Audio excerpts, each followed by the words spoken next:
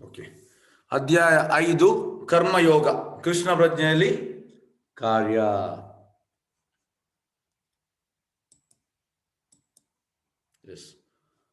ಅರ್ಜುನ ಉವಾಚ ಸನ್ಯಾಸಂ ಕರ್ಮಣಾಂ ಕೃಷ್ಣ ಪುನರ್ಯೋಗಂ ಚ ಸಂಶಸಿ ಯಶ್ರೇಯೇತುರೇಕಂ ತನ್ಮೇ ಬ್ರೂಹಿ ಸುನಿಶ್ಚಿತಂ. ಅರ್ಜುನನು ಹೇಳಿದನು, ಹೇ ಕೃಷ್ಣ, ಮೊದಲು ನೀನು ಕರ್ಮವನ್ನು ಬಿಡಬೇಕೆಂದು ಹೇಳುತ್ತೀಯ, ಅನಂತರ ನೀನು ಭಕ್ತಿಪೂರ್ವಕ ಕರ್ಮವನ್ನು ಮಾಡಬೇಕೆಂದು ಹೇಳುತ್ತೀಯ. ಇವೆರಡರಲ್ಲಿ ಯಾವುದು ಹೆಚ್ಚು ಶ್ರೇಯಸ್ಕರ ಎಂದು ನನಗೆ ಖಚಿತವಾಗಿ ಹೇಳುವೆ. ಈಗ ಅರ್ಜುನನ ಪ್ರಶ್ನೆ, ಯಾವುದು ನಾನು ಮಾಡಬೇಕು? ಒಂದು ನೀನು ಹೇಳ್ತಿ ಕರ್ಮವನ್ನು ಬಿಡಬೇಕು, ಇನ್ನೊಂದು ಭಕ್ತಿಪೂರ್ವಕ ಕರ್ಮವನ್ನು ಮಾಡಬೇಕು. ಇದರಲ್ಲಿ ಎರಡರಲ್ಲಿ ಯಾವುದು ಹೆಚ್ಚು ಶ್ರೇಯಸ್ಕರ ಅಂತ ನನಗೆ ಹೇಳು ಅಂತ ಅರ್ಜುನ ಹೇಳ್ತಾ ಇದ್ದಾನೆ. ಅರ್ಜುನನ ತಪ್ಪು ಗ್ರಹಿಕೆ ನೋಡಿ. ಒಣ ಮಾನಸಿಕ ಹಾಪೋಹಗಳಿಗಿಂತ ಭಕ್ತಿ ಸೇವೆ ಉತ್ತಮವಾಗಿದೆ. 2ನೇ ಅಧ್ಯಾಯದ ಶ್ಲೋಕ 11-30 ಕೃಷ್ಣ ವಿವರಿಸಿದ ಆತ್ಮದ ಜ್ಞಾನ, ಆತ್ಮದ ಬಗ್ಗೆ ತಿಳಿಸಿದ್ದಾನೆ ಅರ್ಜುನನಿಗೆ. 2ನೇ ಅಧ್ಯಾಯದಲ್ಲಿ ಶ್ಲೋಕ 31-37 ನಿಗದಿತ ಕರ್ತವ್ಯವನ್ನು ವಿವರಿಸಲಾಗಿದೆ. ಮತ್ತೆ ಶ್ಲೋಕ 42-45 ಫಲಪ್ರದ ಚಟುವಟಿಕೆಗಳಿಂದಾಗಿ ಆತ್ಮ ಸಿಕ್ಕಿ ಹಾಕಿಕೊಳ್ಳುವುದು. ಮತ್ತೆ 2ನೇ ಅಧ್ಯಾಯದಲ್ಲಿ 43-53 ಭಕ್ತಿ ಸೇವೆಯಿಂದ ಬೇರ್ಪಡಿಸುವ ಪ್ರಕ್ರಿಯೆಯನ್ನು ವಿವರಿಸುತ್ತದೆ. ಇದು 2ನೇ ಅಧ್ಯಾಯದಲ್ಲಿ. 3ನೇ ಅಧ್ಯಾಯದ ಶ್ಲೋಕ 17 ಮತ್ತು 18 ಜ್ಞಾನದಲ್ಲಿರುವ ವ್ಯಕ್ತಿಗೆ ಯಾವ ಕರ್ತವ್ಯವಿಲ್ಲ ಎಂದು ವಿವರಿಸಿದೆ. 4ನೇ ಅಧ್ಯಾಯದ ಶ್ಲೋಕ 33 ಎಲ್ಲಾ ರೀತಿಯ ಯಜ್ಞದ ಕೆಲಸವು ಜ್ಞಾನದಲ್ಲಿ ಅಂತಗೊಳ್ಳುತ್ತದೆ ಎಂದು ವಿವರಿಸಿದೆ. ಮತ್ತು 4ನೇ ಅಧ್ಯಾಯದ ಕೊನೆಯ ಶ್ಲೋಕದಲ್ಲಿ ಕೃಷ್ಣ ಮತ್ತು ಅರ್ಜುನಿಗೆ ಎದ್ದು ಹೋರಾಡಲು ಹೇಳಿದನು. ಹೀಗೆ ಅರ್ಜುನನು ಗೊಂದಲದಲ್ಲಿದ್ದಾಗ ಸನ್ಯಾಸವಾದ ಕರ್ಮಯುದ್ಧ. ಈಗ ನಾವು ಭಗವಂತನ ಉತ್ತರ. ಶ್ಲೋಕ 2 ಅನುಮಾನವನ್ನು ತೆರವುಗೊಳಿಸುವುದು. ಶ್ರೀ ಭಗವಾನ್ ಉವಾಚ ಸನ್ಯಾಸ ಕರ್ಮಯೋಗಶ್ಚ ನಿಶ್ರೇಯಸ್ಕರೌ ಉಭೌ ತಯೋಸ್ತು ಕರ್ಮ ಸನ್ಯಾಸತ್ ಕರ್ಮಯೋಗ ವಿಶಿಷ್ಯತೆ. ದೇವೋತ್ತಮ ಪುರುಷನು ಹೀಗೆ ಉತ್ತರಿಸಿದನು, ಕರ್ಮ ಸನ್ಯಾಸ ಮತ್ತು ಭಕ್ತಿ ಸೇವಾ ಕರ್ಮ ಎರಡೂ ಮುಕ್ತಿ ಪಥಕ್ಕೆ ಕೊಂಡೊಯ್ಯುತ್ತದೆ. ಆದರೆ ಇವೆರಡರಲ್ಲಿ ಭಕ್ತಿ ಸೇವಾ ಕರ್ಮವು ಕರ್ಮ ಸನ್ಯಾಸಕ್ಕಿಂತ ಉತ್ತಮ. ಕೃಷ್ಣ ಹೇಳಿ ಆಗಿದೆ, ಹಾಗಾಗಿ ನಾವು ಇನ್ನು ಇದರ ಬಗ್ಗೆ ಮಾತಾಡ್ಲಿಕ್ಕಿಲ್ಲ. ಕೃಷ್ಣ ಹೇಳಿದ ಮೇಲೆ ಅದು ಫೈನಲ್. ಕೃಷ್ಣ ಹೇಳಿದಾನೆ ಭಕ್ತಿ ಸೇವಾ ಕರ್ಮವು ಕರ್ಮ ಸನ್ಯಾಸಕ್ಕಿಂತ ಉತ್ತಮ. ಇನ್ನು ನಾವು ಅದು ಯಾಕೆ, ಇದು ಈಕೆ, ಇದು ಹೀಗೆ ಯಾಕೆ, ಅದು ಯಾಕೆ ಇಲ್ಲ. ಕೃಷ್ಣ ಹೇಳಿದ ಮೇಲೆ ಕೃಷ್ಣ ಅಂದ್ರೆ ಎಂತ ಹೇಳೋದು, authority. Krishna authority, final authority. Krishna ಇಲ್ಲಿ ಹೇಳಿ ಆಗಿದೆ, ಹಾಗಾಗಿ ನಾವು ಅದರ ಬಗ್ಗೆ ಇನ್ನು ಜಾಸ್ತಿಯಾಗಿ ಮಾತಾಡಲಿಕ್ಕಿಲ್ಲ. ಅದು ಯಾಕೆ, ಕೃಷ್ಣ ಯಾಕೆ ಹಾಗೆ ಹೇಳಿದು, ಕೃಷ್ಣ ಹೀಗೆ ಹೇಳ್ಬೋದಿತ್ತಲ್ಲ, ಕೃಷ್ಣ ಅದು ಹೇಳಿದ್ದು ಸರಿ ಅಲ್ಲ ಆ ರೀತಿ. ಯಾಕೆಂದ್ರೆ ನಾವು ಕೃಷ್ಣನನ್ನು ಕ್ವಶನ್ ಮಾಡುವಾಗೆ ಇಲ್ಲ. ಹಾಗಾಗಿ ಕೃಷ್ಣ ಹೇಳಿದಾನೆ ಭಕ್ತಿ ಸೇವಾ ಕರ್ಮವು ಕರ್ಮ ಸನ್ಯಾಸಕ್ಕಿಂತ ಉತ್ತಮ. ಮತ್ತೆ ಅದಕ್ಕೆ ವಿವರಣೆ ಕೊಡ್ತಾನೆ. ಖಾಲಿ ಹೇಳುವುದು ಮಾತ್ರ ಅಲ್ಲ, ನಾವು ಖಾಲಿ ಹೇಳುವುದು ಮಾತ್ರ. ಈಗ ಎಂತಾಗ್ತದೆ ಅಧ್ಯಾಯದಲ್ಲಿ ಮತ್ತೆ ಕೃಷ್ಣ ಅದಕ್ಕೆ ವಿವರಣೆ ಕೊಡ್ತಾನೆ. ಎಸ್, ಈಗ ನೀವು ನೃಗರಾಜ ಅಂತ ನೀವು ಕತೆ ಕೇಳಿರ್ಬೋದು. ಇಲ್ಲಿ ಇದನ್ನು ನಾವು ಯಾಕೆ ತಂದಿದ್ದೇವೆ ಅಂದ್ರೆ, ಈಗ ಕಲಿಯುಗದಲ್ಲಿ ಉಪಧರ್ಮ, ಈ ಕೃಷ್ಣ ಪ್ರಜ್ಞೆಯು ಪರೋಧರ್ಮ, ಉಪಧರ್ಮ ಅಂದ್ರೆ ಜನರಿಗೆಲ್ಲ ಈಗ ಎಂತಾಗ್ತದೆ ಅಂದ್ರೆ ಈ ಭಕ್ತಿ ಸೇವೆ ಕೂಡ ಉಪಧರ್ಮ ಅಂತ ಭಾವಿಸಿದ್ದಾರೆ. ಆದ್ರೆ ಇದು ಉಪಧರ್ಮ ಅಲ್ಲ, ಇದು ಪರೋಧರ್ಮ. ಪರೋಧರ್ಮ ಮತ್ತು ಉಪಧರ್ಮಕ್ಕೆ ತುಂಬಾ ವ್ಯತ್ಯಾಸ ಉಂಟು. ಉಪಧರ್ಮ ಅಂದ್ರೆ ನಾವು ಇನ್ನೊಬ್ಬರಿಗೆ ಸಹಾಯ ಮಾಡುವುದು, ಮತ್ತೆ ಒಳ್ಳೇದು ಮಾಡುವುದು, ಮತ್ತೆ ತಪ್ಪು ಮಾಡ್ಲಿಕ್ಕಿಲ್ಲ, ಈ ರೀತಿ ಎಲ್ಲ, ಇದೆಲ್ಲ ಎಂತ ಹೇಳೋದು ಉಪಧರ್ಮ. ಅಂದ್ರೆ ಇದಕ್ಕೆ ಕರ್ಮ ಅಂತ ಹೇಳ್ತಾರೆ. ಆದ್ರೆ ಕರ್ಮವು ಬಂಧನಕ್ಕೆ ದಾರಿ. ಕರ್ಮದಿಂದ ಎಂತಾಗ್ತದೆ, ನೀವು ಪುಣ್ಯ ಗಳಿಸ್ತೀರಿ. ಪುಣ್ಯ ಗಳಿಸಿದ ಮೇಲೆ ನಿಮ್ಗೆ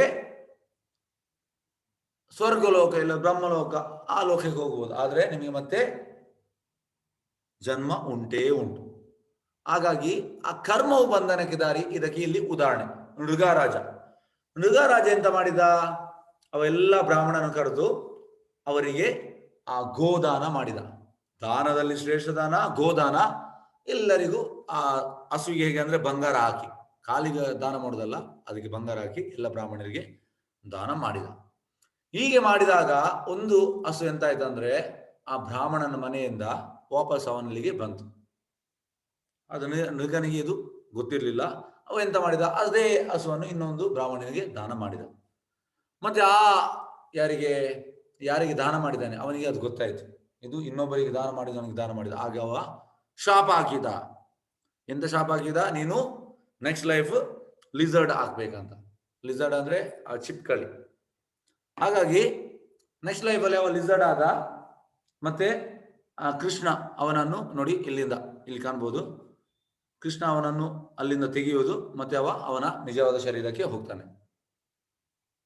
ಹಾಗಾಗಿ ಇಲ್ಲಿ ಎಂತಂದ್ರೆ ನಾವು ಯಾವ ಕನ್ಕ್ಲೂಷನ್ ಬರ್ಬೇಕಂದ್ರೆ,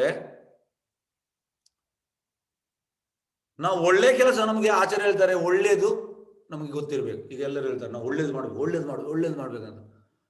ಒಳ್ಳೇದು ನಮಗೆ ಫಸ್ಟ್ ಯಾವುದಂತ ಗೊತ್ತಿರ್ಬೇಕಂತೆ. ಇಲ್ಲಿ ನೋಡಿ ಋಗ ಕೂಡ ಒಳ್ಳೇದೇ ಮಾಡಿದ್ದಾನೆ.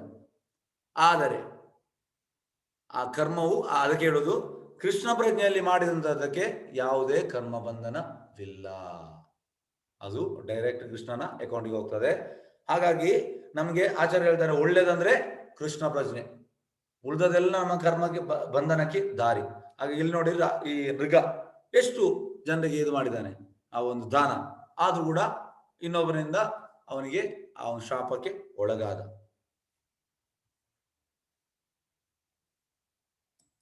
ಎಸ್, ತ್ಯಜಿಸುವಿಕೆ ಸರಿಯಾದ ತಿಳುವಳಿಕೆ. ಪ್ರಾಪಂಚಿಕತೆಯ ಬುದ್ಧಯ ಹರಿಸಂಬಂಧಿ ವಸ್ತುನ ಮುಮುಕ್ಷಿ ಪರಿತ್ಯಾಗೋ ವೈರಾಗ್ಯಂ ಫಾಲ್ಗುಕತೆ. ಮುಕ್ತಿಯನ್ನು ಸಾಧಿಸಲು ಕಾತರರಿರುವ ವ್ಯಕ್ತಿಗಳು ದೇವೋತ್ತಮ ಪರಪುರುಷನಿಗೆ ಸಂಬಂಧಿಸಿದ ವಿಷಯಗಳನ್ನು ಐಹಿಕವೆಂದು ಭಾವಿಸಿ ತ್ಯಜಿಸಿದರೆ ಅವರ ತ್ಯಾಗವನ್ನು ಅಪೂರ್ಣ ಎಂದು ಹೇಳಲಾಗುತ್ತದೆ. ನೋಡಿ, ಈ ಕೃಷ್ಣನ ಇಲ್ಲಿ ಎಂತ ಹೇಳಿದ್ದಾರೆ, ದೇವೋತ್ತಮ ಪುರುಷ, ಅವನಿಗೆ ಸಂಬಂಧಿಸಿದ ವಿಷಯಗಳು ಐಹಿಕ ಅಲ್ಲ, ಅದು ಆಧ್ಯಾತ್ಮಿಕ ದಿವ್ಯವಾದದ್ದು. ಆದ್ರೆ ಯಾರು ಈ ರೀತಿ ಭಾವಿಸ್ತಾರೆ ಮತ್ತೆ ಇದನ್ನು ತ್ಯಜಿಸ್ತಾರೆ, ಅವರ ತ್ಯಾಗವು ಅಪೂರ್ಣ, ಅದು ಫಾಲ್ಗು ವೈರಾಗ್ಯ. ನೋಡಿ, ಈಗ ವೈರಾಗ್ಯದಲ್ಲಿ ಎರಡು ರೀತಿಯ ವೈರಾಗ್ಯ ಉಂಟು. ಒಂದು ಯುಕ್ತ ವೈರಾಗ್ಯ ಮತ್ತೆ ಒಂದು ಫಾಲ್ಗು ವೈರಾಗ್ಯ. ಈಗ ತುಂಬಾ ಸಂಸ್ಥೆಗಳು ಉಂಟು, ನಾನು ಹೆಸರು ಹೇಳುವುದಿಲ್ಲ. ಅವರೆಲ್ಲ ಎಂತ ಹೇಳುದು, ನಾವು ಎಲ್ಲವನ್ನು ಬಿಟ್ಟು, ಮನೆ ಮಠ ಎಲ್ಲ ಬಿಟ್ಟು ನಾವು ಪೂರ್ತಿ ದೇವರಲ್ಲಿ ಸಮಾಧಿ ಆಗ್ಬೇಕು. ಇದು ಆಗುವುದಿಲ್ಲ. ಇದಕ್ಕೆ ಹೇಳುದು ಫಾಲ್ಗು ವೈರಾಗ್ಯ. ನಮ್ಮ ಪ್ರಭುಪಾದ ಹೇಳುದು ಯುಕ್ತ ವೈರಾಗ್ಯ. ಯುಕ್ತ ವೈರಾಗ್ಯ ಚೈತನ್ಯ ಹೇಳ್ತಾರೆ, ರಾಮಾನಂದರಾಯ ಹತ್ರ ಮಾತಾಡಲಿಕ್ಕೆ ಹೇಳ್ತಾರೆ ಚೈತನ್ಯ ಮಹಾಪ್ರಭು. ಆಗ ರಾಮಾನಂದರಾಯ ಮಾತಾಡ್ತಾನೆ, ಆಗ ಹೇಗೆ ನಾವು ಉನ್ನತ ಕೃಷ್ಣ ಪ್ರಜ್ಞೆಯನ್ನು ಗಳಿಸುವುದು. ಅದಕ್ಕೆ ರಾಮಾನಂದ ಹೇಳ್ತಾನೆ, ಬ್ರಾಹ್ಮಣ 4 ವರ್ಣ 4 ಆಶ್ರಮ, ಬ್ರಾಹ್ಮಣ ಕ್ಷತ್ರಿಯ ವೈಶ್ಯ ಶೂದ್ರ, ಮತ್ತೆ ಬ್ರಹ್ಮಚಾರಿ ಗೃಹಸ್ಥ ವಾನಪ್ರಸ್ಥ ಸನ್ಯಾಸ, ಹಾಗೆ ಹೇಳ್ತಾನೆ. ಮತ್ತೆ ಚೈತನ್ಯ ಹೇಳ್ತಾರೆ ಎಲ್ಲವನ್ನು ರಿಜೆಕ್ಟ್ ಮಾಡ್ತಾರೆ, ಎಲ್ಲವನ್ನು ರಿಜೆಕ್ಟ್ ಮಾಡಿದ್ರು. ಚೈತನ್ಯ ಲಾಸ್ಟ್ಗೆ ಹೇಳ್ತಾರೆ, ಸ್ಥಾನೇ ಸ್ಥಿತ, ನೀವು ಎಲ್ಲಿಯೇ ಇರಿ, ಆದ್ರೆ ನೀವು ಆ ಜಾಗದಲ್ಲಿ ಕೃಷ್ಣ ಪ್ರಜ್ಞೆಯನ್ನು ಮಾಡಿ. ಇದಕ್ಕೆ ಅದು ಆಗ್ಬೇಕು ಇದು ಆಗ್ಬೇಕು ಏನಿಲ್ಲ, ಕೃಷ್ಣ ಪ್ರಜ್ಞೆಗೆ ಸ್ಥಾನೇ ಸ್ಥಿತ, ಇಲ್ಲೇ ಇರಿ. ಮತ್ತೆ ಇಲ್ಲಿ ನೋಡಿ, ಇಲ್ಲಿ ನಿಮಗೆ ನಾವು ಉದಾಹರಣೆ ಕೊಡ್ತೇನೆ. ಆ ಯುಕ್ತ ವೈರಾಗ್ಯಕ್ಕೆ ನಿಮ್ಗೆ ಉದಾಹರಣೆ ಕೊಡ್ತೇನೆ. ಫಾಲ್ಗು ವೈರಾಗ್ಯ ಅಂದ್ರೆ ಈ ತುಂಬಾ ಸಂಸ್ಥೆಗಳುಂಟು, ಅವರೆಲ್ಲ ಫಾಲ್ಗು ವೈರಾಗ್ಯ ಅಂತಂದ್ರೆ ಎಲ್ಲವನ್ನು ಬ್ರಹ್ಮ ಸತ್ಯ ಜಗತ್ ಮಿಥ್ಯ, ಜಗತ್ತು ಸುಳ್ಳು ಅಂತ ಹೇಳ್ತಾರೆ. ಆದ್ರೆ ಜಗತ್ತು ಸುಳ್ಳಲ್ಲ.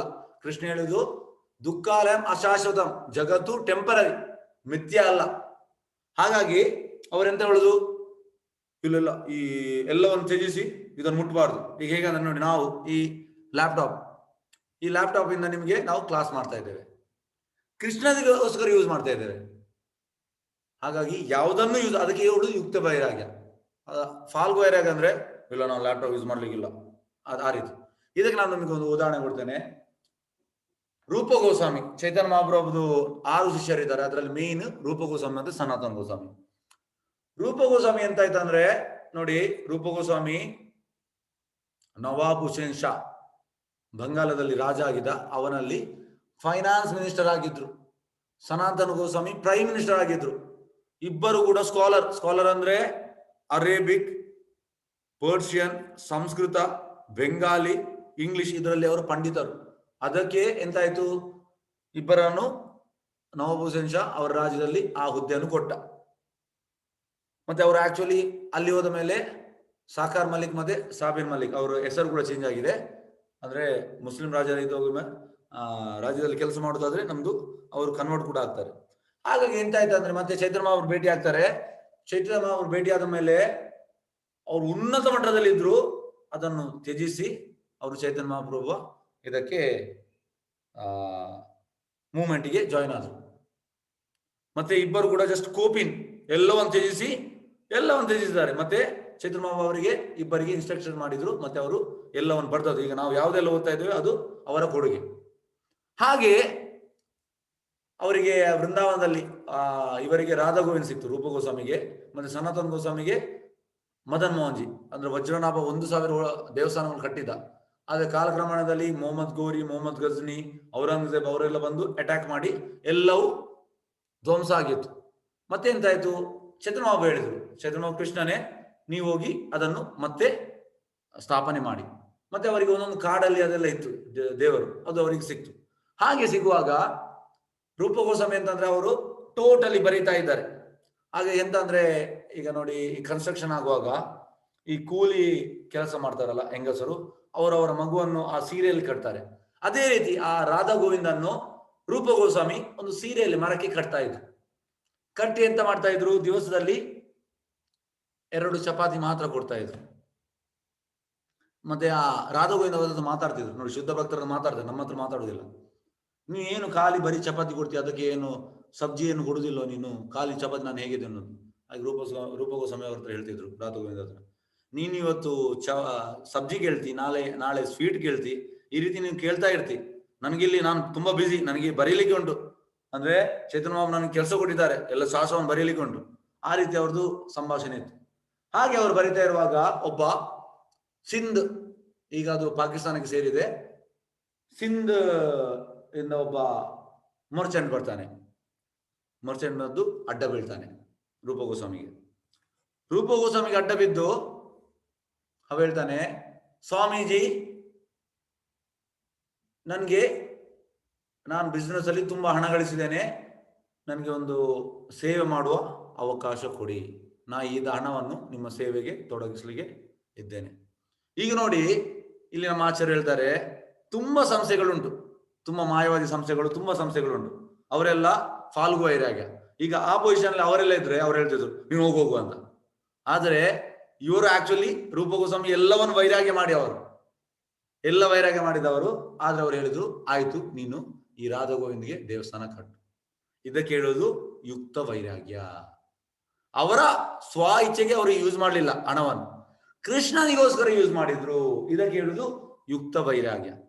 ಹಾಗಾಗಿ ನೋಡಿ, ಇಲ್ಲಿ ಮತ್ತೆ ನಮ್ಮ ಆಚಾರ್ಯ ಹೇಳ್ತಾರೆ ಅಂತ ಅಂದ್ರೆ, ಇದು 500 ವರ್ಷದ ಹಿಂದೆ, 500 ವರ್ಷದ ಹಿಂದೆ ಜನರು ಈ ರೀತಿ ಒಳ್ಳೆಯವರು ಇದ್ರಂತೆ.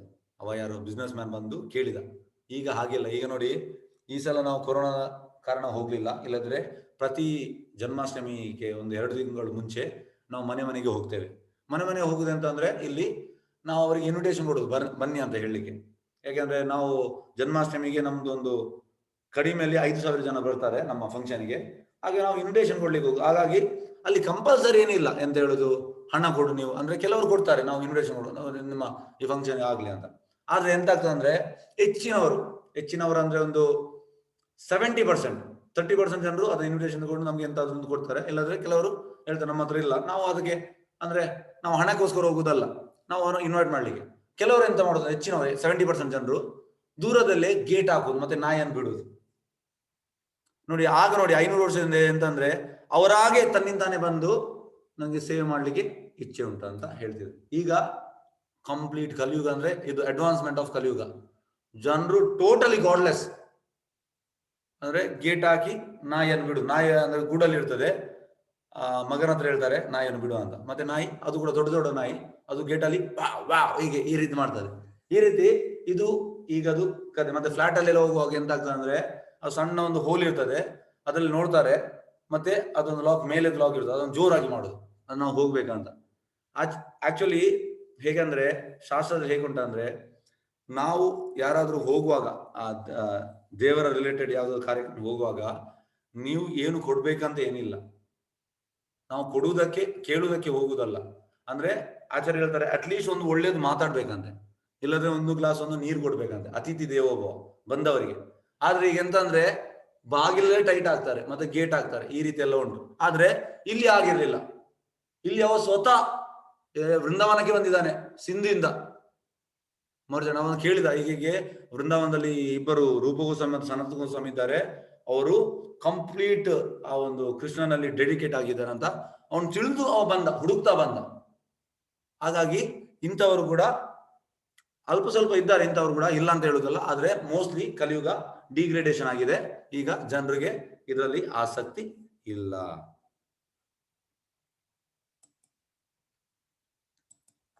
ಓಕೆ, ಕರ್ಮಯೋಗ ಅಥವಾ ಕರ್ಮ ಸನ್ಯಾಸ. ಜ್ಞೇಯಾಸ ನಿತ್ಯ ಸನ್ಯಾಸಿ ಯೋನಾದ್ವೇಷಿನ ಕಾಂಕ್ಷತಿ ನಿರ್ದ್ವಂದೋ ಹಿ ಮಹಾಬಾಹೋ ಸುಖಂ ಬಂಧತ್ ಪ್ರಮುಚ್ಯತೆ. ಕರ್ಮ ಫಲದಲ್ಲಿ ತಿರಸ್ಕಾರವಾಗಲಿ ಅಪೇಕ್ಷೆ ಆಗಲಿ ಇಲ್ಲದವನು ನಿತ್ಯ ಸನ್ಯಾಸಿ. ನೋಡಿ, ನೀವು ಕೂಡ ಇಲ್ಲಿ ತುಂಬಾ ಹೆಂಗಸರು ಬಂದಿದ್ದೀರಿ, ನಿಮ್ಗೆ ಹುಡುಗ ಸನ್ಯಾಸಿ ಆಗ್ಬೋದು. ಹೇಗಂದ್ರೆ ನಾವು ತಪ್ಪು ಭಾವಿಸಿದ್ದೇವೆ, ಆ ಕಾವಿ ಬಟ್ಟೆ ಧರಿಸಿ ಗಡ್ಡ ಬಿಟ್ಟು ಅದು ಸನ್ಯಾಸಿ, ಅದಲ್ಲ.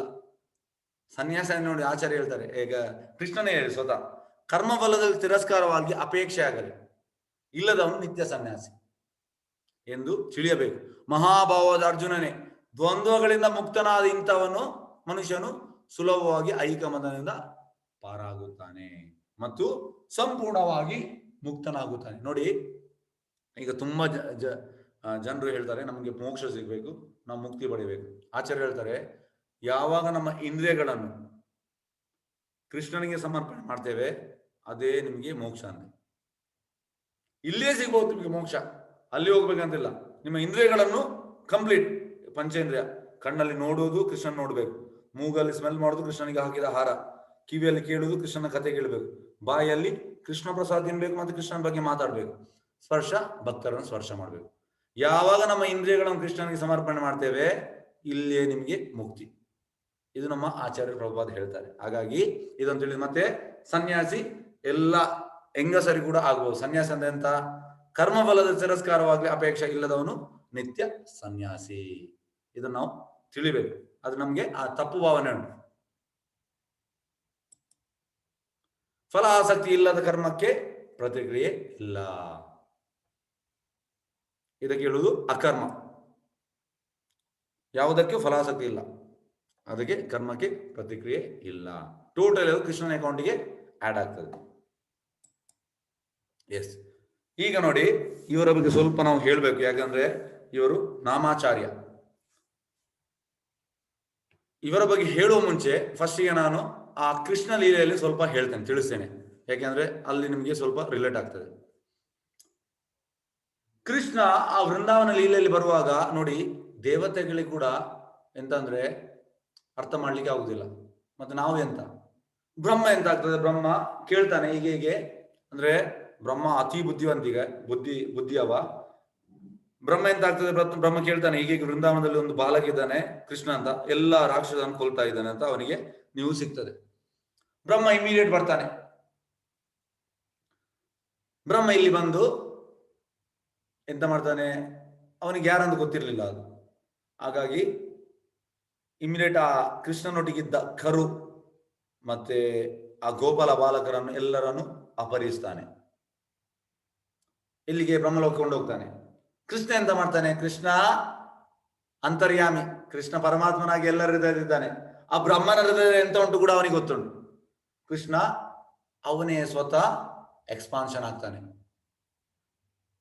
ಎಲ್ಲ ಈ ಅಂತ ಹೇಳುದು ಕರು, ಹಸು ಮತ್ತೆ ಆ ಬಾಲಕರು, ಅವನ ಗೆಳೆಯರು ಎಲ್ಲ ಎಕ್ಸ್ಪಾನ್ಷನ್ ಆಗ್ತಾನೆ. ಕೃಷ್ಣ ಯೂಶುವಲಿ ಹೇಗೆಂದ್ರೆ ವೃಂದಾವನದಲ್ಲಿ ಅವರಿಗೆ ಮಕ್ಕಳಿದ್ರು ಕೂಡ ಕೃಷ್ಣ ಹೊರಗೆ ಬರುವಾಗ ಎಲ್ಲರೂ ಹೊರಗೆ ಬರುದು, ವೃಂದಾವನ ವಾಸಿಗಳು ಕೃಷ್ಣನ ಹೀಗೆ ನೋಡ್ತಾ ಇರ್ಬೇಕಂತ ಆಸೆ ಅವರಿಗೆ ಎಲ್ಲರಿಗೂ ಕೃಷ್ಣನನ್ನು. ಅಂದ್ರೆ ಟೋಟಲಿ ಅವರು ಹಾಗೆ ಸಮಾಧಿ ಆಗ್ತಾರೆ ಆ ರೀತಿ. ಆದ್ರೆ ಈ ಟೈಮಲ್ಲಿ ಯಾರೂ ಹೊರಗೆ ಬರುವುದಿಲ್ಲ. ಬಲರಾಮಿಗೆ ಅಂದ್ರೆ ಯೂಶುವಲಿ ಬಲರಾಮ್ ಮತ್ತೆ ಗೊತ್ತಾಗ್ತದೆ ಇದು ವಿಷಯ, ಅಂದ್ರೆ ಡೌಟ್ ಬರ್ತದೆ, ಮತ್ತೆ ಬಲರಾಮಿಗೆ ತಿಳಿತದೆ, ಅಂದ್ರೆ ಕೃಷ್ಣನೇ ಎಲ್ಲರ ಮನೆಯಲ್ಲಿ ಎಕ್ಸ್ಪಾನ್ಷನ್ ಆಗಿದ್ದಾನೆ ಗೊತ್ತಾಗ್ತದೆ. ಮತ್ತೆ ಬ್ರಹ್ಮ ವಾಪಸ್ ಬರ್ತಾನೆ. ಬ್ರಹ್ಮ ವಾಪಸ್ ಬಂದು ನೋಡ್ತಾನೆ, ನೋಡುವಾಗ ಹಾಗೆ ಇದ್ದಾರೆ. ಮತ್ತೆ ವಾಪಸ್ ಅಲ್ಲಿ ಹೋಗ್ತಾನೆ ಬ್ರಹ್ಮಲೋಕಕ್ಕೆ. ಅಲ್ಲಿ ನೋಡುವಾಗ ಅವನಿಗೆ ಗೊತ್ತಾಗ್ತದೆ ಇದು ಕೃಷ್ಣ ದೇವತಾ ಪರಮಪುರುಷ ಅಂತ. ಇಮಿಡಿಯೇಟ್ ಬರ್ತಾನೆ. ನೋಡಿ, ನಾವಾದ್ರೆ ಅಲ್ಲಿ ಇದೆಂತ ಆಗಿರ್ಬೋದು, ನಾವು ಅಲ್ಲಿ ಯೋಚನೆ ಮಾಡ. ಅದಕ್ಕೆ ಬ್ರಹ್ಮ ತುಂಬಾ ಇಂಟೆಲಿಜೆಂಟ್, ಬುದ್ಧಿವಂತ. ಅವ ಇಮಿಡಿಯೇಟ್ ಬಂದು ಅಡ್ಡ ಬೀಳ್ತಾನೆ ಕೃಷ್ಣನಿಗೆ.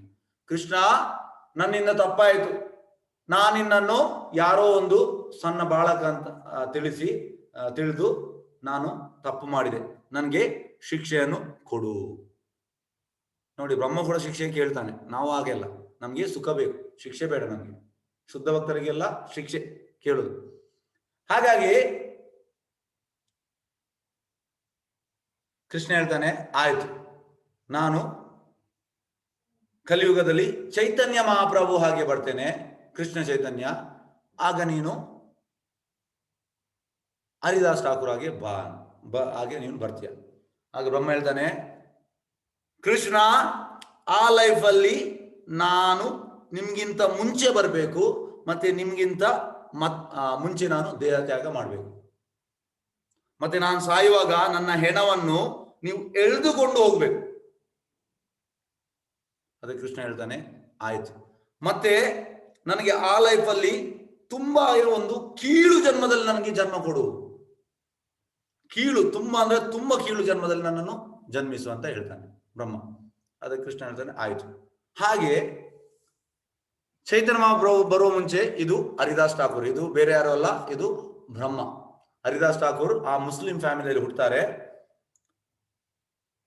ಮತ್ತೆ ಹರಿದಾಸ್ ಠಾಕೂರ್ ನಾಮಾಚಾರ್ಯ. ನಾವು ನೋಡಿ, ನಾವು ಬೆಳಿಗ್ಗೆ ಜಪ ಮಾಡ್ತೇವೆ 5 ಗಂಟೆಗೆ. ನಾವು ಜಪ ಮಾಡೋ ಮುಂಚೆ ಆ ಹರಿದಾಸ್ ಠಾಕೂರ್ಗೆ ನಮ್ಮನೆ ಸಲ್ಲಿಸ್ತಾ ಮತ್ತೆ ನಾವು ಜಪ ಮಾಡುದು. ನಾಮಾಚಾರ್ಯ ಶ್ರೀ ಹರಿದಾಸ್ ಠಾಕೂರ್ ಕಿ ಜೈ ಹೇಳಿ ಮತ್ತೆ ನಾವು ಶುರು ಮಾಡುದು. ನಾವು ನೋಡಿ, ನಮ್ಗೆ ನಮ್ಮ ಆಚಾರ್ಯ ಹೇಳಿದ್ದು 16 ಸುತ್ತು. 16 ಸುತ್ತಿಗೆ 2 ಗಂಟೆ ಬೇಕು. ಹರಿದಾಸ್ ಠಾಕೂರ್ ದಿವಸದಲ್ಲಿ 192 ಮಾಲೆ ಮಾಡ್ತಾ ಇದ್ರು, ಅಂದ್ರೆ ಆಲ್ಮೋಸ್ಟ್ 20 ಗಂಟೆ.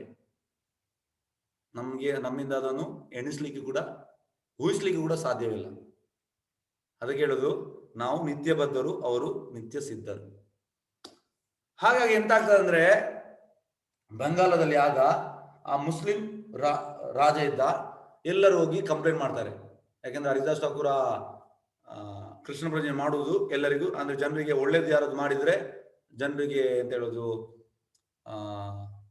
ಅದು ಅಸೂಯೆ. ಈ ಕಲಿಯುಗದಲ್ಲಿ ಅಸೂಯೆ ಜಾಸ್ತಿ ಉಂಟು. ಹಾಗಾಗಿ ಜನರಿಗೆಲ್ಲ ಹರಿದಾಸ್ ಠಾಕೂರ್ ಮೇಲೆ ಅಸೂಯೆ. ಹಾಗಾಗಿ ಹರಿದಾಸ್ ಠಾಕೂರ್ ಒಂದು ಸಣ್ಣ ಒಂದು ಕುಟೀರದಲ್ಲಿ ಇದ್ದ. ಎಂತ ಮಾಡ್ತಾನೆ, ಅಲ್ಲಿದು ಬಂಗಾಲದ ರಾಜ ಎಂತ ಮಾಡ್ತಾನೆ, ಒಂದು ಹೆಂಗಸನ್ನು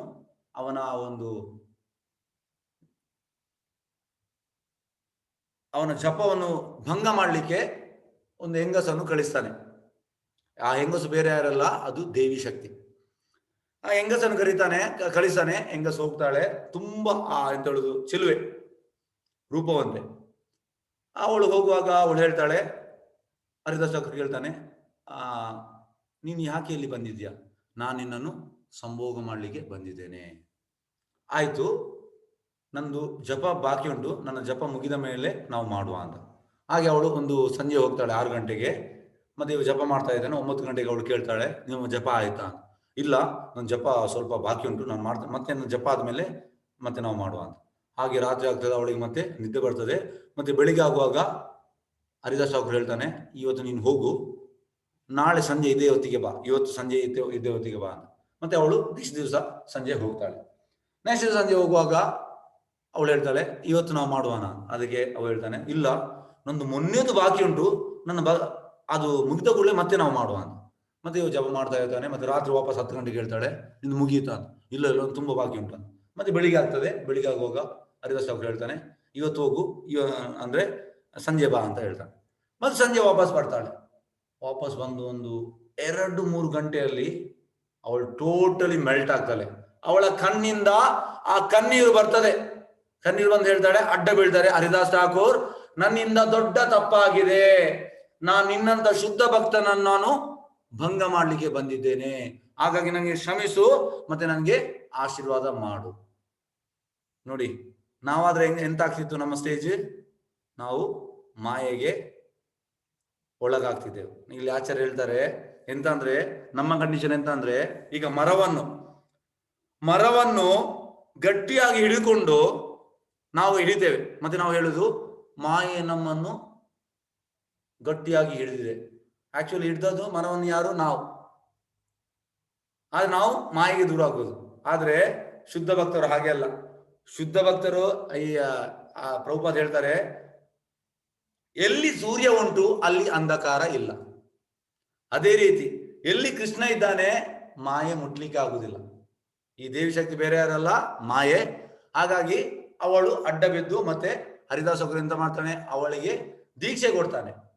ದೀಕ್ಷೆ ಕೊಟ್ಟು ಅವಳು ಮತ್ತೆ ಆ ಕುಟೀರದಲ್ಲಿ ಜಪ ಮಾಡ್ತಾ ಇರ್ತಾಳೆ. ಮತ್ತೆ ಅವಳು ಹೇಳ್ತಾನೆ, ನೀನು ಆ ವೈಶ್ಯಾಗಿದ್ದ ಎಲ್ಲ ಹಣವನ್ನು ನೀನು ಭಕ್ತರಿಗೆ ಕೊಡು. ಮತ್ತೆ ಅವಳು ಎಲ್ಲವನ್ನು ಧ್ಯಾನ ಮಾಡಿ ಅಲ್ಲಿ ಕೂತ್ಕೊಂಡು ಅವಳು ಜಪ ಮಾಡಲಿಕ್ಕೆ ಸ್ಟಾರ್ಟ್ ಮಾಡ್ತಾಳೆ. ಹಾಗಾಗಿ ಆ ಶುದ್ಧ ಭಕ್ತರ ಒಂದು ಫೋರ್ಸ್ ಆಗಿರ್ತದೆ.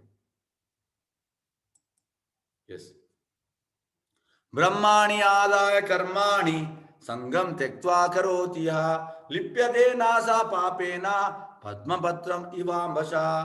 ಫಲಗಳನ್ನು ಭಗವಂತನಿಗೆ ಅರ್ಪಿಸಿ ಯಾರು ನಿರ್ಲಿಪ್ತನಾಗಿ ಕರ್ತವ್ಯ ಮಾಡುವನೋ ಆತನಿಗೆ ತಾವರೆ ಎಲೆಗೆ ಹೇಗೆ ನೀರಿನ ಲೇಪವಿಲ್ಲವೋ ಹಾಗೆ ಪಾಪದ ಲೇಪವಿಲ್ಲ.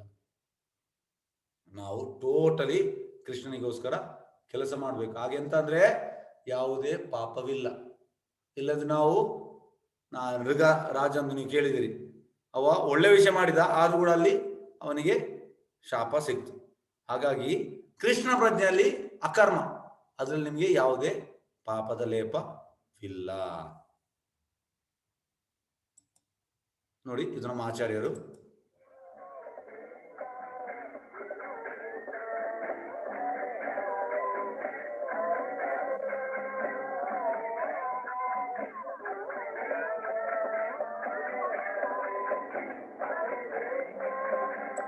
ಎಸ್.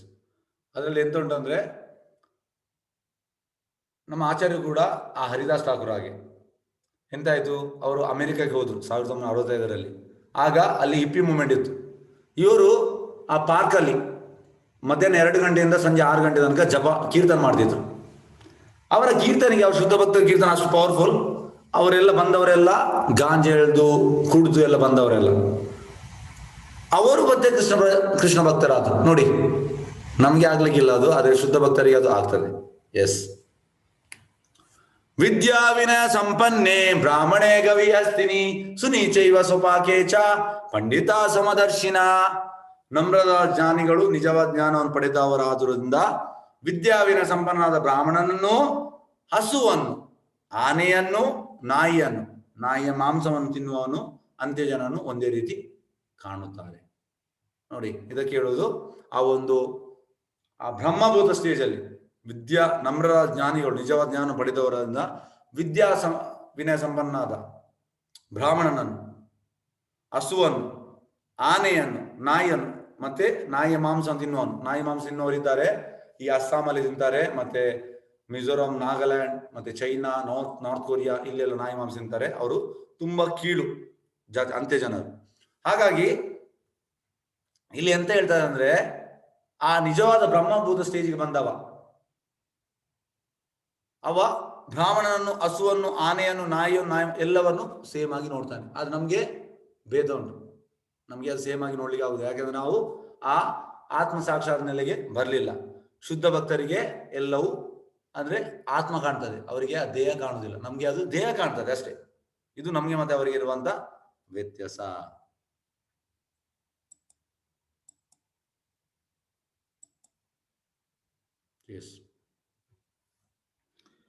ಏಯಿ ಸಂಸ್ಪರ್ಶಜ ಭೋಗ ದುಃಖ ಯೋನಯ ಏವತೆ ಆದಿಯಂತವಂತ ಕೌಂತೆಯ ನತೇಶು ರಮತೆ ಬುಧ.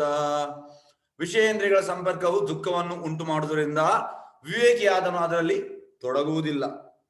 ಕುಂತಿ ಪುತ್ರನಾದ ಅರ್ಜುನನೇ, ಇಂತಹ ಸುಖಗಳಿಗೆ ಆದಿಯು ಅಂತ್ಯ ಉಂಟು, ಆದ್ದರಿಂದ ವಿವೇಕಿಯಾದನು ಅವುಗಳಲ್ಲಿ ಸಂತೋಷ ಪಡುವುದಿಲ್ಲ. ಇದು ತುಂಬಾ ಇಂಪಾರ್ಟೆಂಟ್, ಸರಿಯಾಗಿ ತಿಳ್ಕೊಳ್ಳಿ. ನೋಡಿ, ಇದು ನಿಮ್ಗೆ ಎಲ್ಲರಿಗೂ ಗೊತ್ತುಂಟು. ಆ ಒಂದು ನೊಣ ಇದು ಮಳೆಗಾಲಕ್ಕೆ ಬರ್ತದೆ, ಆ ಮರ್ಕ್ಯೂರಿ ಹತ್ರ ಹೋಗ್ತದೆ, ಮತ್ತೆ ಅದು ಸಾಯ್ತದೆ.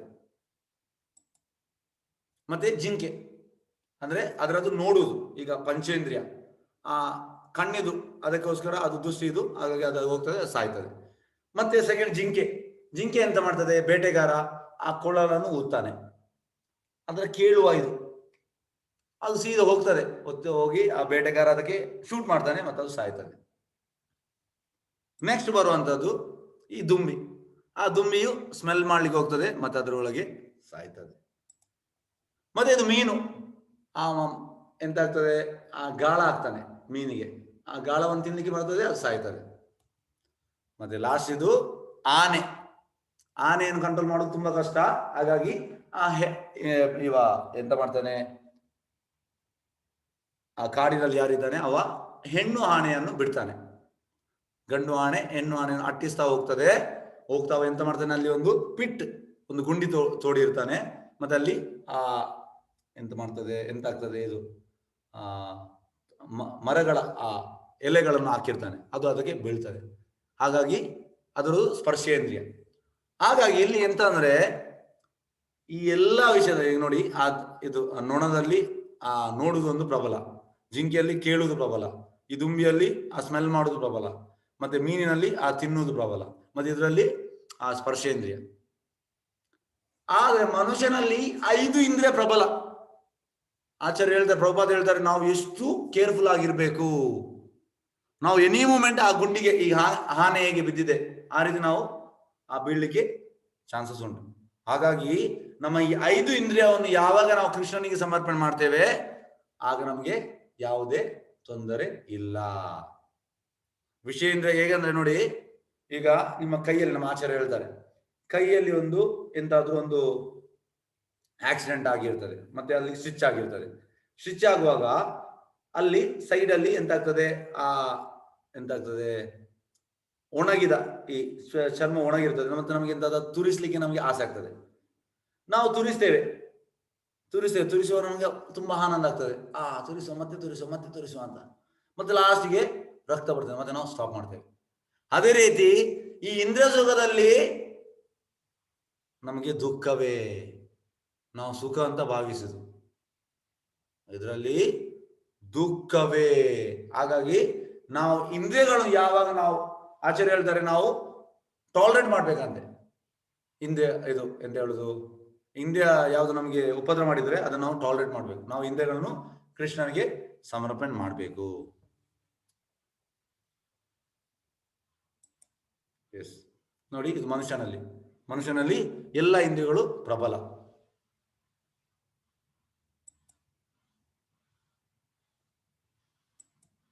ಎಸ್,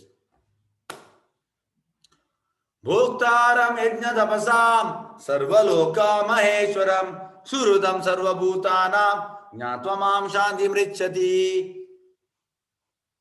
ನನ್ನ ವಿಷಯವಾಗಿ ಸಂಪೂರ್ಣ ಪ್ರಜ್ಞೆಯನ್ನು ಇಟ್ಟುಕೊಂಡು ಎಲ್ಲಾ ಯಜ್ಞಗಳ ಮತ್ತು ತಪಸ್ಸುಗಳ ಕಟ್ಟಕಡೆ ಭೋಕ್ತ ನಾನೇ, ಎಲ್ಲಾ ಲೋಕಗಳ ಮತ್ತು ದೇವತೆಗಳ ಪರಮಪ್ರಭು ನಾನೇ, ಮತ್ತು ಎಲ್ಲಾ ಜೀವಿಗಳ ಉಪಕಾರಿಯು ಹಿತೇಶು ನಾನೇ ಎಂದು ಅರಿತ ಮನುಷ್ಯನು ಐಕ ದುಃಖಗಳ ಯಾತನೆಯಿಂದ ಮುಕ್ತನಾಗಿ ಶಾಂತಿಯನ್ನು ಪಡೆಯುವನು.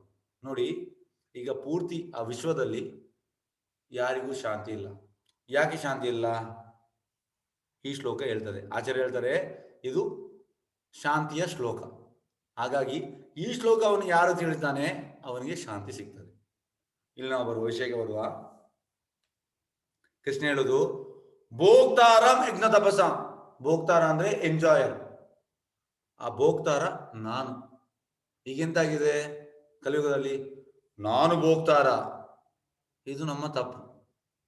ನಾವು ನೋಡಿ, ಇಲ್ಲಿ ನೋಡಿ, ಆ ಕೃಷ್ಣನ ಗೆಳೆಯರು ಅವರಿಗೆ ಗೊತ್ತುಂಟು ಭೋಕ್ತಾರ ಕೃಷ್ಣ ಅಂತ, ಆದ್ರೆ ನಮಗೆ ಗೊತ್ತಿಲ್ಲ. ನಾವು ಭೋಕ್ತಾರ, ನಾನು ಎಂಜಾಯರ್, ನಾನು ಕಂಟ್ರೋಲರ್. ನಾನು ಎಂಜಾಯರ್, ನಾನು ಕಂಟ್ರೋಲ್ ಅಲ್ಲ, ಭೋಕ್ತಾರ ಕೃಷ್ಣ ಇಲ್ಲಿ ಹೇಳಿದ್ದಾನೆ. ಸರ್ವಲೋಕ ಮಹೇಶ್ವರ, ನಾನು ಎಲ್ಲ ಲೋಕದ ಈಶ್ವರ.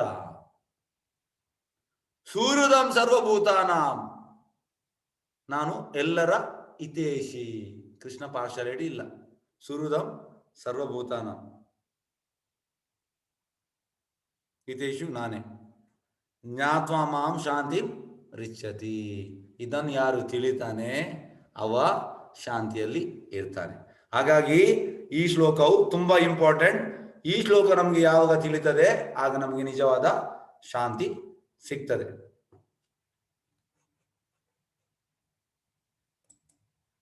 ಓಕೆ, ಅಧ್ಯಾಯದ ಸಾರಾಂಶ.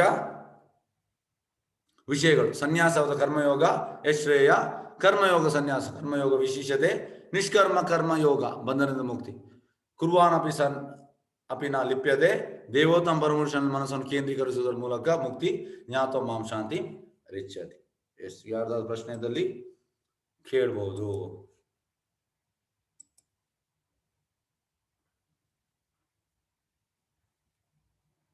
ಕೃಷ್ಣ ಚೈತನ್ಯ. ಎಸ್. ಲಕ್ಷ್ಮೀ ದೀಪ ಮಾತಾಜಿ. ಎಸ್. ಹರೇ ಕೃಷ್ಣ. ಹರೇ ಕೃಷ್ಣ ಪ್ರಭುಜಿ. ಹೇಳಿ ಮಾತಾಜಿ. ನನಗೆ ಮೈನ್ ಅದು ಕರ್ಮಯೋಗ ಅಥವಾ ಕರ್ಮ ಸನ್ಯಾಸ ಯೋಗ ಅಂತ ಹೇಳಿದ್ರಲ್ಲ, ಅದು ಅವೆರಡಕ್ಕೂ ಸ್ವಲ್ಪ ಡಿಫ್ರೆನ್ಸ್ ನ ಹೇಳ್ತೀರಾ ಪ್ರಭುಜಿ? ನೋಡಿ, ಸನ್ಯಾಸ ಅಂದ್ರೆ ಏನು ಮತ್ತೆ ಕರ್ಮಯೋಗ ಅಂತಂದ್ರೆ ಇಲ್ಲಿ ಮೇನ್ ಇರೋದೇ ಕರ್ಮ ಸನ್ಯಾಸ ಯೋಗ ಅಂತ ಕೊಟ್ಟಿದ್ದಾರೆ. ಏನ್ ಅವೆರಡಕ್ಕೂ ವ್ಯತ್ಯಾಸ ಅಂತ ಅಲ್ಲಿ ನೋಡಿ, ನೀವು ಕರೆಕ್ಟ್ ಆಗಿ ನೋಡಿ ಎಂತ ಹೇಳಿದಂದ್ರೆ, ನೋಡಿ ಕೃಷ್ಣ ಎಂತ ಹೇಳ್ತಾ ಇದ್ದಾನೆ, ನಾವು ಕರೆಕ್ಟ್ ಆಗಿ ಅದಕ್ಕೆ ನೋಡ್ಬೇಕು.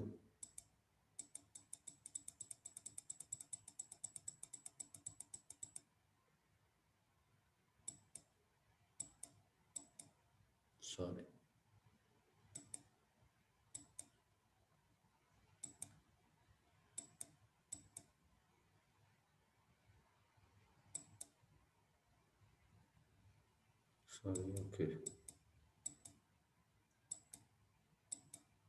ಓಕೆ. ನೋಡಿ, ಕೃಷ್ಣ ಅಂತ ಹೇಳುದು, ದೇವೋತ್ತಮ ಪುರುಷನು ಹೀಗೆ ಉತ್ತರಿಸ್ತಾನೆ: ಕರ್ಮ ಸನ್ಯಾಸ ಮತ್ತು ಭಕ್ತಿ ಸೇವಾ ಕರ್ಮ ಎರಡೂ ಮುಕ್ತಿ ಪದಕ್ಕೆ ಕೊಂಡೊಯ್ಯುತ್ತದೆ. ಆದರೆ ಇವೆರಡರಲ್ಲಿ ಭಕ್ತಿ ಸೇವಾ ಕರ್ಮವು, ಹೇಗಂದ್ರೆ ನೋಡಿ, ಈಗ ನೀವು ಜನರು ತಪ್ಪು ಕಲ್ಪನೆ ಉಂಟು. ಈಗ ನಾನು ನಿಮಗೆ ಕ್ಲಾಸ್ ಮಾಡ್ತಾ ಇದ್ದೇನೆ, ಇದು ಕೂಡ ಕೆಲಸವೇ, ಆದ್ರೆ ಇದು ಭಕ್ತಿ ಸೇವಾ ಕರ್ಮ. ಗೊತ್ತಾಯ್ತಾ? ಈಗ ನಾವು ಎಂತ ಎಣಿಸೋದು, ನಾವು ಕೆಲಸಕ್ಕೆ ಒಂದು ಆಫೀಸ್ಗೆ ಹೋದ್ರೆ ಮಾತ್ರ ಅದು ಕೆಲಸ ಅಲ್ಲ. ನೋಡಿ, ಆಚಾರ್ಯ ಹತ್ರ ಒಬ್ಬ ಎಂತ ಆಯ್ತು ಅಂದ್ರೆ, ಕೆನಡಾದಲ್ಲಿ ಒಂದು ಜಾಗವನ್ನು ನೋಡಿದ್ರು. ಆ ಜಾಗವನ್ನು ನೋಡುವಾಗ ನಮ್ಮ ಆಚಾರ್ಯ ಹೇಳಿದ್ರು, ಎಸ್ ಆ ಜಾಗ ಹೇಗೆ ಯಾರ್ದು ಅಂತ ಹೇಳಿದ್ರು. ಅದು ಹೀಗೆ ಖಾಲಿ ಉಂಟು, ಅಲ್ಲಿ ಒಂದು ಅದು ತುಂಬಾ ಕಡಿಮೆಗೆ ಉಂಟು, ಮತ್ತೆ ಯಾರು ತಗೊಳ್ಳುದಿಲ್ಲ, ಅಲ್ಲಿ ಸೊಸೈಟಿ ಅಂತದಾಗಿದೆ. ಅದಕ್ಕೆ ನಮ್ಮ ಆಚಾರ್ಯ ಹೇಳಿದ್ರು, ಎಸ್ ಕೇಳು, ಅದನ್ನು ನಾವು ತೆಗೆಯುವ ಅಂತ. ಯಾಕಂದ್ರೆ ಎಲ್ಲಿ ಕೃಷ್ಣನ ಕೀರ್ತನೆ ಉಂಟು ಎಲ್ಲ ಭೂತ ಇದು ಎಂತ ಪ್ರೇತಗಳು ಓಡಿ ಹೋಗ್ತದಂತೆ. ಮತ್ತೆ ಅವರನ್ನು ತಗೊಂಡ ಮೇಲೆ ಅಲ್ಲಿ ತುಂಬಾ ಒಂದು ಅಂತ ಹೇಳುದು ಬೀಚ್ ಸೈಡ್ ಎಲ್ಲ ತುಂಬಾ ಅದು ಒಳ್ಳೆಯದು. ಹಾಗಾಗಿ ಒಬ್ಬ ಬಂದು ಹೇಳ್ತಾನೆ, ಸ್ವಾಮೀಜಿ ನೀವು ಎಂತಂದ್ರೆ ಕೇವಲ ನೀವು ಓದುದು ಮತ್ತೆ ನೀವು ಭಜನೆ ಮಾಡುದು, ನೀವೆಂತ ಕೆಲಸ ಮಾಡುದಿಲ್ಲ. ಅದಕ್ಕೆ ನಮ್ಮ ಪ್ರಭುಪಾದ ಹೇಳ್ತಾರೆ, ಎಸ್ ನೀನು ಕೂಡ ಬಾ. ಇಲ್ಲ, ನಾನು ಬರುವುದಿಲ್ಲ, ನೀನು ಕೂಡ ಬಂದು ಮಾಡು. ನಮ್ಗೆ ಮಾಡ್ಲಿಕ್ಕೆ ಆಗುದಿಲ್ಲ, ನಮ್ಗೆ ಅದೊಂದು ಹೇಳಲಿಕ್ಕೆ ಮಾತ್ರ. ಎಂತ ಅಂದ್ರೆ ನೋಡಿ, ಆಚಾರ್ಯ ಹೇಳ್ತಾರೆ, ಈಗ ಒಬ್ಬ 6 ಗಂಟೆ ಓದ್ತಾ ಇದ್ದಾನೆ ಈ ಭಗವದ್ಗೀತಾಗ್ಲಿ ಭಾಗವತಂ, ಅದು ಕೂಡ ಕೆಲಸವೇ. ಮತ್ತೆ ಭಜನೆ ಮಾಡ್ತಾನೆ, ಅದು ಕೂಡ ಕೆಲಸವೇ. ಆದ್ರೆ ನಮ್ಗೆ ನಮ್ಮ ಲೆಕ್ಕ ಪ್ರಕಾರ ಎಂತ ಅಂದ್ರೆ ಭೌತಿಕ ಕೆಲಸ ಮಾತ್ರ ಕೆಲಸ, ಈ ಆಧ್ಯಾತ್ಮಿಕ ಕೆಲಸ ಅಲ್ಲ ಅಂತ ನಾವು ಲೆಕ್ಕ ಮಾಡಿದ್ದೇವೆ. ಆದ್ರೆ ಇದು ಕೂಡ ಕೆಲಸವೇ. ಭಕ್ತಿ ಸೇವಾ ಕರ್ಮವು ಕರ್ಮ ಸನ್ಯಾಸಕ್ಕಿಂತ ಉತ್ತಮ. ತಿಳಿದು ಸರ್ ಮಾತಾಜಿ? ಅದೇ ಪ್ರಭುಜಿ, ಕರ್ಮ ಸನ್ಯಾಸಕ್ಕಿಂತ ಉತ್ತಮ ಅಂತ ಕೊಟ್ಟಿದಾರಲ್ಲ, ಕರ್ಮ ಸನ್ಯಾಸ ಅಂತಂದ್ರೆ ಏನ್ ಡಿಫ್ರೆನ್ಸ್ ಅದಕ್ಕೆ? ಈಗ ನೀವ್ ಹೇಳಿದ್ರಿ ಭಕ್ತಿ ಸೇವಾ ಕರ್ಮ ಅಂತಂದ್ರೆ ನಾವ್ ಮಾಡೋ ಪ್ರತಿಯೊಂದನ್ನು ಕೃಷ್ಣ ಪ್ರಜ್ಞೆಯಲ್ಲಿ ಮಾಡಿದ್ರೆ ಅದು ಭಕ್ತಿ ಸೇವಾ ಕರ್ಮವೇ ಆಗುತ್ತೆ ಅಂತ.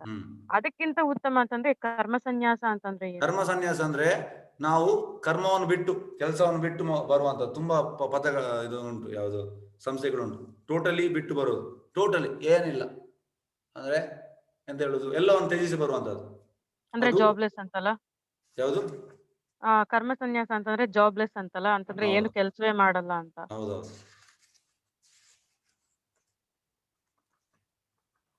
ಎಸ್. ಓಕೆ, ಬೇರೆ ಯಾವ್ದು ಪ್ರಶ್ನೆ?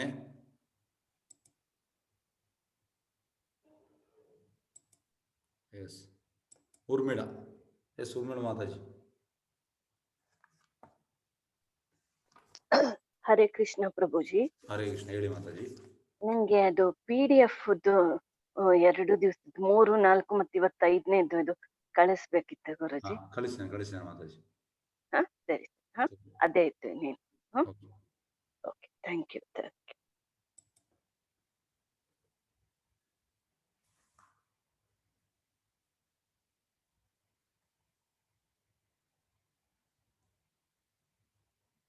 ಎಸ್, ಬೇರೆ ಯಾವ್ದು ಪ್ರಶ್ನೆ ಉಂಟಾ?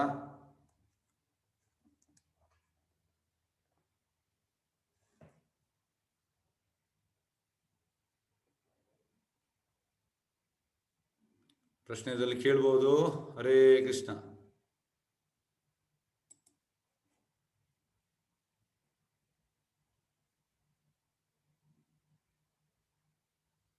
ಎಸ್, ಬಿಂದು ದೀಪಕ್. ಎಸ್ ಮಾತಾಜಿ. ಹರೇ ಕೃಷ್ಣ ಪ್ರಭುಜಿ. ಹರೇ ಕೃಷ್ಣ. ಇದು ನಾಗಾಗೆ ಶಾಪ ಬಂತು ಅಂತ ಹೇಳಿದ್ರಲ್ಲ ಪ್ರಭುಜಿ, ಅದು ಇನ್ನೊಂದ್ ಸ್ವಲ್ಪ ಕ್ಲಾರಿಟಿ ಆಗಿ ಹೇಳ್ತೀರಾ? ಅದು ಲಿಸರ್ಡ್ ಆದ್ರು ಅಂತ ಅದು ಹೇಳಿದ್ರಲ್ಲ. ಎಂತಾಯ್ತಂದ್ರೆ, ಮೃಗ ಎಂತ ಮಾಡಿದ ಅಂದ್ರೆ, ಅವ ದಾನ ಮಾಡ್ತಿದ್ದ. ಅವ ದಾನ ಮಾಡುವಾಗ ಅವ ಎಲ್ಲ ಬ್ರಾಹ್ಮಣರಿಗೆ ಕರೆದು, ಎಷ್ಟೋ ಬ್ರಾಹ್ಮಣರಿಗೆ ಕರೆದು ಅವರಿಗೆ ಆ ಗೋದಾನ, ಹಸುವನ್ನು ದಾನ ಮಾಡಿದ. ದಾನ ಮಾಡುವಾಗ ಅದಕ್ಕೆ ಬಂಗಾರ ಕೂಡ ಹಾಕಿ ದಾನ ಮಾಡಿದ. ಒಂದೆಂತಾಯ್ತು, ಎಷ್ಟೋ ಬ್ರಾಹ್ಮಣರಿಗೆ ದಾನ ಮಾಡಿದ ಒಂದು ಹಸು ಅಲ್ಲಿಂದ ಬಂತು, ಇವನ ವಾಪಸ್ ಇವನ ರಾಜ್ಯಕ್ಕೆ ಬಂತು. ಇವನಿಗೆ ಅದು ಗೊತ್ತಿಲ್ಲ. ಇವೆಂತ ಮಾಡ್ತಾನೆ, ಅದನ್ನೇ ಇನ್ನೊಂದು ಬ್ರಾಹ್ಮಣಿಗೆ ದಾನ ಮಾಡ್ತಾನೆ. ಆದ್ರೆ ಆ ಬ್ರಾಹ್ಮಣಿಗೆ ತಿಳಿತದೆ ಇದು ಅಂದ್ರೆ ಇನ್ನೊಬ್ಬನಿಗೆ ದಾನ ಮಾಡಿದ, ನನಗೆ ದಾನ ಮಾಡಿದ ಅಂತ. ಹಾಗೆ ಅವ ಶಾಪ ಆಗ್ತಾನೆ. ಎಸ್, ತಿಳಿದ ಮಾತಾಜಿ? ಹರೇ ಕೃಷ್ಣ. ಹರೇ ಕೃಷ್ಣ. ತಿಳಿತಾ? ಹಾ, ತಿಳಿತು ಪ್ರಭುಜಿ. Thank you. ಬೇರೆ ಯಾವ್ದು ಪ್ರಶ್ನೆ ಉಂಟಾ? ಸೇವಾ ಕರ್ಮ.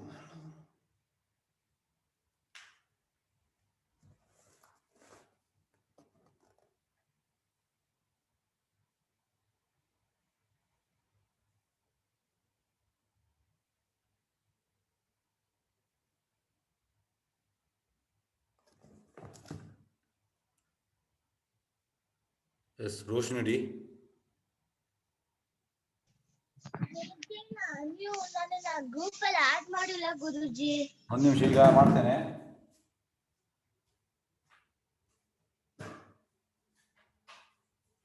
ಎಂತಾಗ್ತದಂದ್ರೆ, ನಮ್ದು ಒಟ್ಟಿಗೆ 50 ಗ್ರೂಪ್ ಉಂಟು. ತುಂಬಾ ಮೆಸೇಜ್ ಬರ್ತದೆ. ಆ ಮೆಸೇಜ್ ಇಮಿಡಿಯೇಟ್ ಮಾಡ್ಬೇಕು. ಮತ್ತೆ ಇದು ಒಂದು ಮೇಲೆ ಓಕೆ, ಈಗ ಮಾಡುವ.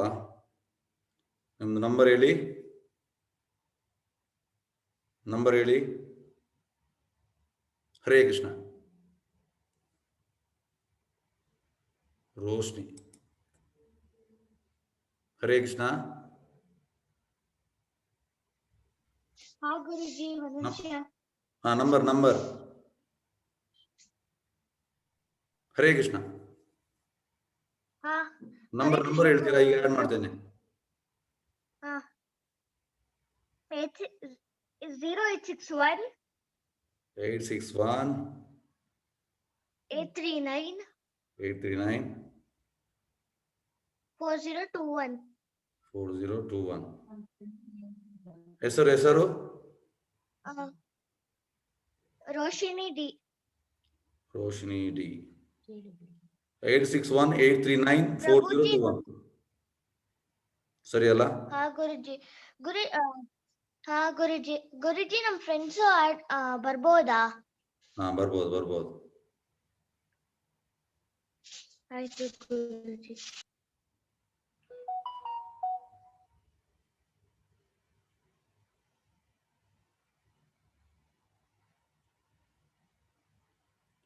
ಓಕೆ, ಒಂದು ನಿಮಿಷ.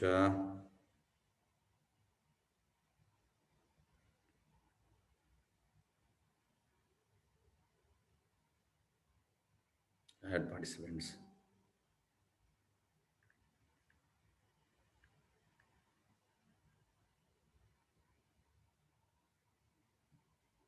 ಎಸ್, ಆ್ಯಡ್ ಆಯ್ತು.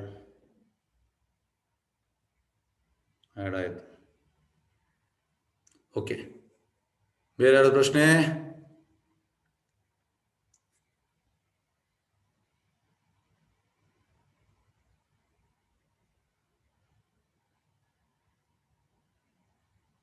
ಸೀಮಾ ಕೂಗಿ.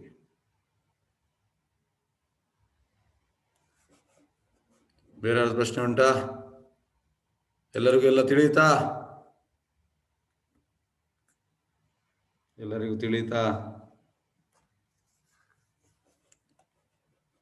ಕೃಷ್ಣ ಚೈತನ್ಯ.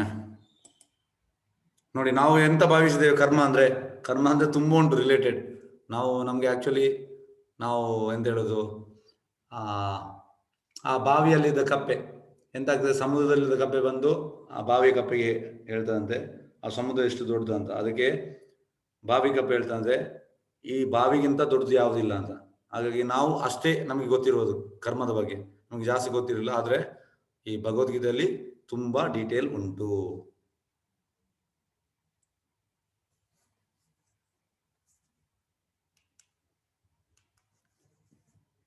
ಓಕೆ, ಹಾಗಾದ್ರೆ ಮುಕ್ತಾಯ ಮಾಡುವ. ಯಾರ್ದು ಪ್ರಶ್ನೆ ಇಲ್ಲಲ್ಲ, ಎಲ್ಲರಿಗೂ ಅರ್ಥ ಆಗ್ತದೆ ಅಂತ ನಾನು ಭಾವಿಸಿದ್ದೇನೆ. ಓಕೆ, ಒಂದು ನಿಮಿಷ. ಅರ್ನಬ್ ಮತ್ತೆ ಅರ್ನಬ್,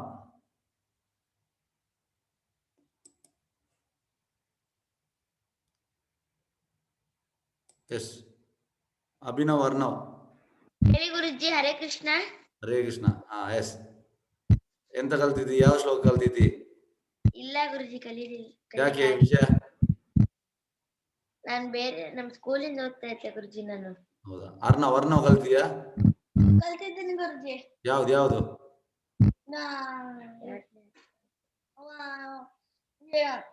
ಇದು ಕಾರ್ಪಣ್ಯ ದೋಷ ಅದು ಗುರುಜಿ. ಹೇಳು. ಎಸ್. ಕಾರ್ಪಣ್ಯ ದೋಷ ಪಾತ ಸ್ವಭಾವಃ ಚಾಮಿತ್ವ ಧರ್ಮ ಸಮ್ಮೂಢ ಚೇತ ಶ್ರೇಯಸ್ಯ ನಿಶ್ಚಿತಂ ಬ್ರೂಹಿ ತನ್ಮೇ ಶಿಷ್ಯಸ್ತೇಹಂ ಶಾಧಿ ಮಾಂ ಪ್ರಪನ್ನಂ. Very good. Okay, Hare Krishna. Hare Krishna. Yes, Veena yes, sorry. Hari Om. Chandrashekhar ಅಂತ, ಸಾರಿ ಕ್ಷಮಿಸಿ. ಒಂದು ನನಗೆ ಕ್ಲಾರಿಫಿಕೇಶನ್ ಬೇಕಾಗಿತ್ತು. ಅಂದ್ರೆ ಭಗವದ್ಗೀತೆಯಲ್ಲಿ ಯಾವ ಶ್ಲೋಕದಲ್ಲಿ ಮನಸ್ಸಿನ ಚಂಚಲತೆ ಬಗ್ಗೆ ಜಾಸ್ತಿ ವಿವರಣೆ ಕೊಟ್ಟಿದ್ದಾರೆ? To make it firm. ಚಂಚಲ ಈ ಮನ ಕೃಷ್ಣ. ಓಕೆ, ಅದು ಬರ್ತದೆ. ಮನಸ್ಸು ತುಂಬಾ ಚಂಚಲ, 6ನೇ ಅಧ್ಯಾಯದಲ್ಲಿ ಬರ್ತದೆ. ನಾಳೆ ಬರ್ತದೆ ಅದು. ಹೌದಾ? ಓಕೆ, ತುಂಬಾ ಧನ್ಯವಾದ.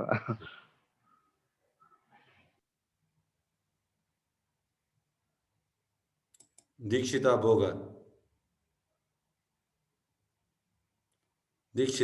ಪ್ರಭುಗಳು, ಹೇಳಿ. ಪ್ರಭುಗಳು, ಇದು ಸೀಮಾ ಕೂಗೆ ನನ್ನ ಫ್ರೆಂಡ್, ಅವಳನ್ನ ಆಡ್ ಮಾಡ್ತೀರಾ ಪ್ಲೀಸ್? ಯಾರನ್ನು? ಸೀಮಾ ಕೂಗೆ. ಓಕೆ, ಎಸ್, ಆಡ್ ಮಾಡು. ಈಗಲೇ ಮೆಸೇಜ್ ಹಾಕಿದ್ಲಲ್ಲ ಅವಳು. ಹೌದು, ಆಡ್ ಮಾಡು. ಎಸ್.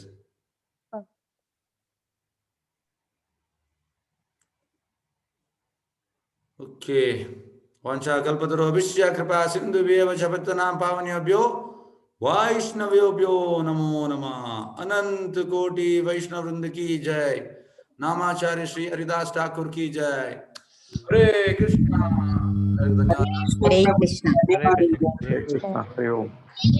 हरे कृष्ण प्रभु जी।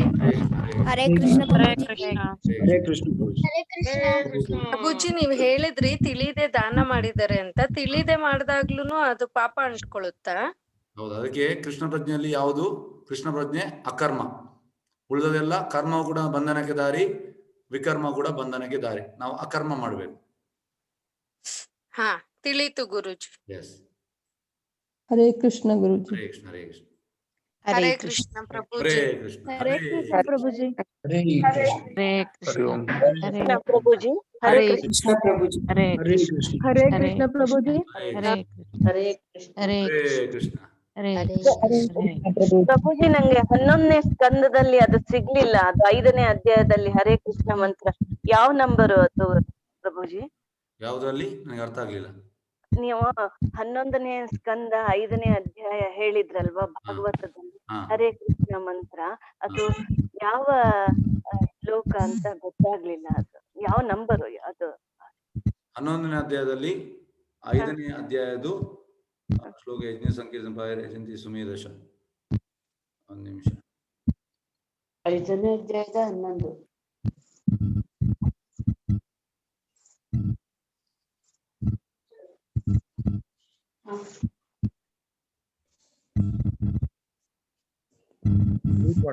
ಮಾತಾಡಿ ಬರ್ತಿರ್ಲಿ ಅಷ್ಟು ಮಾತಾಡ್ಬೇಕಾ? ನನ್ನ ಹೆಸರು ಎಲ್ಲಿ ಗೊತ್ತು? ಅದೇ ಎಲ್ಲರ ಹೆಸರು ಬರ್ತದೆ, ಪಾರ್ಟಿಸಿಪೆಂಟ್ ಹೆಸರು ಹಿಂಗೆ ಮಾಡಿದ್ರೆ ಮಾತಾಡ್ಲಾ? ಮಾತಾಡಲ್ಲ ಮಾತಾಡಲಿ. 5 ಜನ ಹೋದಾಯ್ತು, ಬಿಟ್ಟು ಮಕ್ಕಳು ಅಷ್ಟೇ. ಪಾರ್ಟಿಸಿಪೆಂಟ್ಸ್ ಎಲ್ಲ ತೋರಿಸ್ತು, ಯಾರು ಪಾರ್ಟಿಸಿಪೆಂಟ್ ಹೆಸರು ಹೇಳ್ತಿರ್ಬೇಕು. ಅದ್ರಲ್ಲ ಹೌದಲ್ಲ ಮಾತಾಡೋದಾದ್ರೆ ಯಾವ್ದು? ಮ್ಯೂಟ್ ಅನ್ಮ್ಯೂಟ್ ಮ್ಯೂಟ್ ಮಾಡ್ಬೇಕ, ಮ್ಯೂಟ್ ಇದ್ರೆ ಮಾತಾಡ್ಲಕ್ಕ? ಮ್ಯೂಟ್ ಅನ್ಮ್ಯೂಟ್ ಅಲ್ರಿ, ಅನ್ಮ್ಯೂಟ್ ಕಂಡೆ ಅದು ಆಯಿಲ್ಲ ನಂದು, ಅದು ಕಂಡೆ.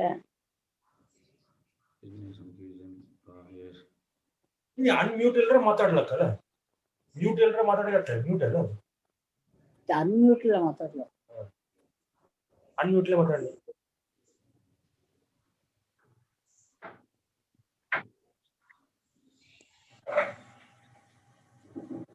ಆನ್ ಉಂಟಲ್ಲ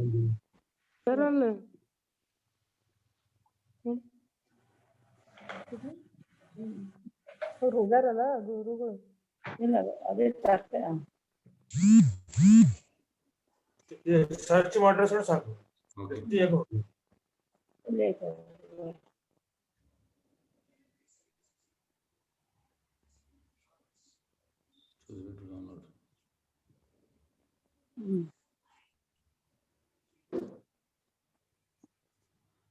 ಮ್ಯೂಟ್ ಅಲ್ದ? 11ನೇ ಅಧ್ಯಾಯ 5ನೇ 11ನೇ ಸ್ಕಂದ 5ನೇ ಅಧ್ಯಾಯ 32ನೇ ಶ್ಲೋಕ.